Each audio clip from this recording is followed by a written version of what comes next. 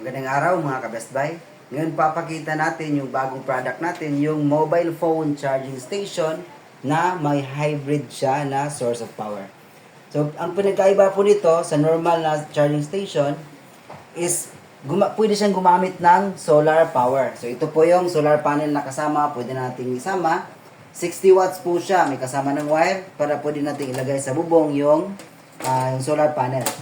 Tapos connected siya dito sa machine natin. So, introduce ko muna yung mga pyesa niya sa loob. Ito yung coin slot niya. Pwede tayo maghulog dito. 4 po yan kasi pwedeng magsabay yung 4 na mobile phone mag-charge dito. So, yan. Tig-isa po sila ng timer. Ayan, mag-countdown yan. So, by the way, yung timer po niya, adjustable po. Kaya depende po sa inyo kung magkano yung oras na ibibigay sa customer, bawat hulog po nila. So, tignan po natin sa loob kung ano yung mga pyesa niya. Andyan po. So, ito, may switch po siya. Ayan. So, ito naman yung charging module niya. 4 po yan, nakakonect. Tapos, ayan, yung likod ng timer. Adjustable po siya. Ito po, may plus, tsaka minus. Ito yung button. Yung plus is, nag-a-add tayo ng time. Tsaka yung minus naman sa kabila. Ayan, dito. Nagbabawas tayo ng oras. Bawat pindot po natin yan, 1 minuto po. So, meaning, bawat isang timer, pwede natin i-adjust. Anytime kung gustuin po natin. So, dito naman sa baba, makikita natin, ayan, may switch po pala. So, pwede natin patayin dito.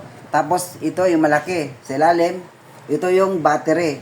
Meaning, kahit hindi nakasaksak sa source ng kuryente natin, pwede siyang gumana. Or ito yung dito yung nagta-charge yung solar panel natin. Ito naman po, yung power supply. Kung gagamitin natin is yung 220 volts na power. Kung saan may, pwede tayong isaksak lang sa plug. Ito naman yung charging module niya. So, ito po, double na po siya. Makikita nyo po. Ayan. So, ayan yung mga pyesa niya. So, ikutin po natin para matest po paano gumana. So, ayan. Naka-plug na po yung dalawang cellphone. Hulugan ko po yan. So, by the way, it accepts 5 peso old and new coins. So, ayan po. Ayan. So, paghulog natin, automatic nag-charge na po yung mobile phone. So, kabila naman, test natin yung isa. Ayan. Ayan. So, charging po siya. So, ayan. So, yung charging capacity naman po niya, yung kasama po dito is fast charging naman. However, may instances na may incompatibility issues. Kaya, pwede naman pong ma-upgrade yung charging head niya. Depende po. Pero in most cases, yung customers namin wala nang pong complain dito. So, ayan po yung charging station natin, hybrid. So, ayan, ito, remove ko yung plug. Ayan, naka-plug po siya currently. So, huhugutin ko po. O, ayan. So, pag hugot ko, nag-restart siya. So, meaning, yung power source niya, priority is yung 220 volts na naka-plug sa outlet natin. Kung may kuryente tayo. Kung sakali namang nag-brown out, o automatic siya mag-switch on. Tapos, yung power source niya ngayon is yung battery na nakalagay sa loob.